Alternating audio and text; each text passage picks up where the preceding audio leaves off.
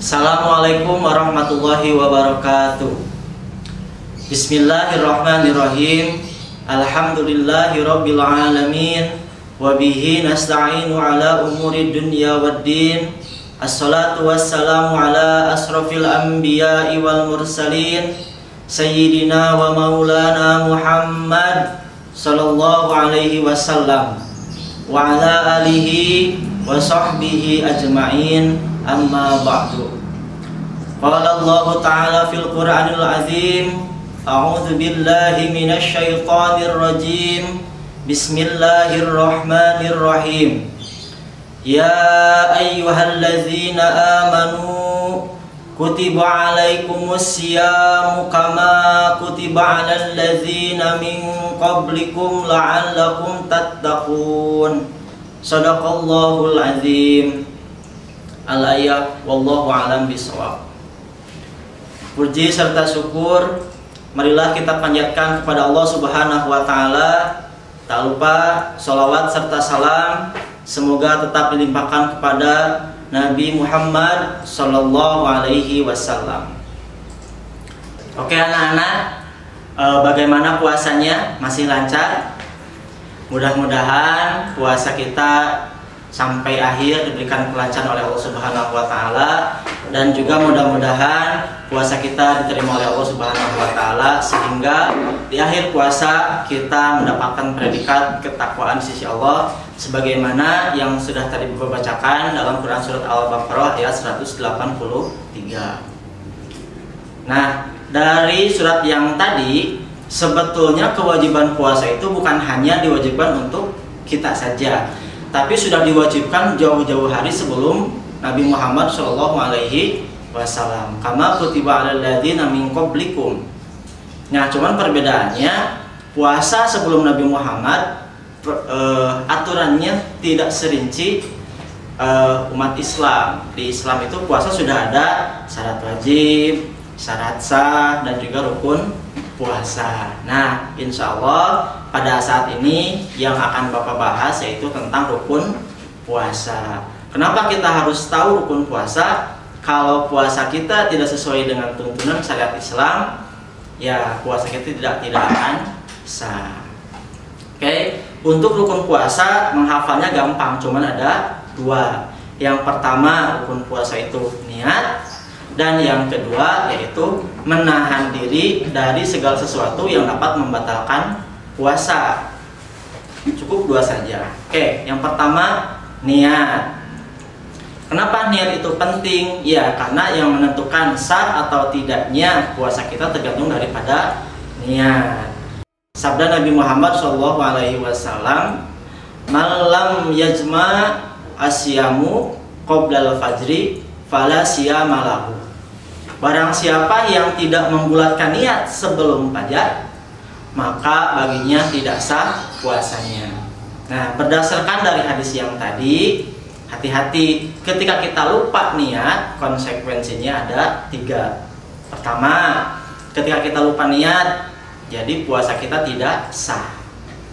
Konsekuensi yang kedua, kalaupun tidak sah, kita tidak boleh batal. Jadi tidak sah tapi tidak boleh makan, tidak boleh minum. Yang ketiga, konsekuensinya tetap kita harus membayar qada. Jadi hati-hati niat. Pertanyaannya, kapan kita harus membacakan niat atau melafalkan niat atau menekadkan niat? Yaitu dari mulai terbenam matahari sampai sebelum terbit fajar. Jadi boleh setelah buka puasa langsung diniatkan, besok saya mau berpuasa. Mau sesudah tarawih boleh, atau saat sahur boleh. Yang penting niatnya itu dilafalkan sebelum fajar. Itu untuk puasa wajib. Kalau puasa sunat boleh nih, misalkan kalau puasa sunat Bapak jam 8 mau makan, ternyata di rumah tidak ada makanan dan kebetulan belum makan sama sekali, maka boleh diniatkan, hari ini saya mau puasa saja. Itu boleh untuk puasa sunat, tapi untuk puasa wajib tidak bisa. Jadi waktunya dari mulai terbenam matahari sampai menjelang terbit fajar. Adapun lafalnya mau di dalam hati silakan, mau dilafalkan juga boleh. Tetap yang dilafalkan pun intinya niat itu dalam hati. Yang dilafalkan bacaannya ada yang setiap hari dibaca boleh, ada juga yang 1 bulan langsung boleh. Yang setiap hari bacaannya nawaitu shauma godin an adai fardi syahri ramadhana hadihi sanati fardhillah ta'ala. Atau mungkin ada yang takut lupa, ada yang langsung 1 bulan niatnya boleh. Bagaimana bacaannya? Nawaitu shauma godin min syahri kulihi ramadhana hadihi sanati fardhillah ta'ala. Jadi mau pakai yang manapun boleh. Atau ribet pakai bahasa Arab susah, pakai bahasa Indonesia, pakai bahasa Sunda pun boleh, karena yang wajib itu niat di dalam hati. Sekali lagi ya, jangan lupa niat. Selanjutnya rukun puasa yang kedua yaitu menahan diri dari segala sesuatu yang dapat membatalkan puasa, dimulai dari terbit fajar sampai terbenam matahari. Jadi kita harus mulai menahan nih, dari mulai terbit fajar. Menahan apa saja? Dari hal-hal yang dapat membatalkan puasa. Apa saja? Ya secara singkat diantaranya yang pertama, makan dan minum secara sengaja. Yang kedua, muntah disengaja. Kemudian yang ketiga, mungkin untuk yang sudah bersuami istri, berhubungan suami istri walaupun tidak keluar mani. Yang keempat, keluar mani secara sengaja walaupun tidak berhubungan suami istri. Kemudian yang kelima, haid. Yang keenam, nifas. Yang ketujuh, melahirkan.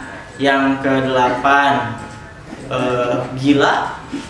Jadi kalau yang sedang puasa nih, contoh tiba-tiba siang harinya gila tiba-tiba walaupun cuma sebentar, puasanya batal. Dan yang terakhir yang dapat membatalkan puasa yaitu murtad. Apa itu murtad? Murtad itu keluar dari ajaran agama Islam. Mungkin saat ini untuk hal-hal yang dapat membatalkan puasa Bapak tidak bisa secara rinci, karena insya Allah di episode yang akan datang akan dibahas secara khusus tentang hal-hal yang dapat membatalkan puasa. Jadi sekali lagi, rukun puasa itu hanya 2 ya. Yang pertama niat, dan yang kedua menahan diri dari segala sesuatu yang dapat membatalkan puasa, dimulai dari terbit fajar sampai terbenam matahari.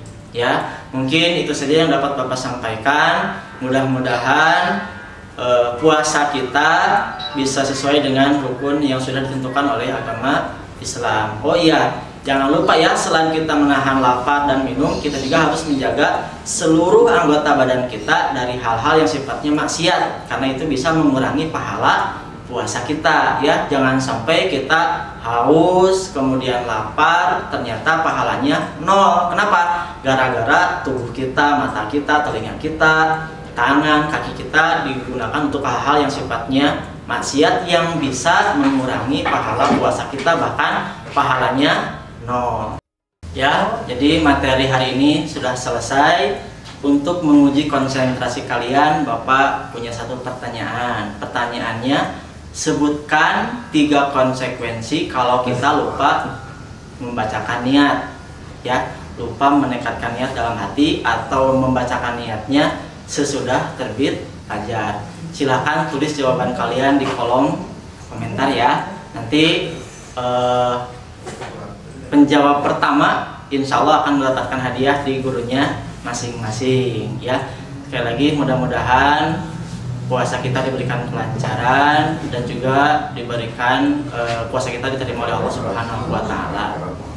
Bapak tutup dengan doa, Allahumma innaka afuwwun karim tuhibbul afwa fa'fu anna wa an walidina wa lisairil muslimina wal muslimat wal mu'minina wal mu'minat al ahya'i minhum wal amwat.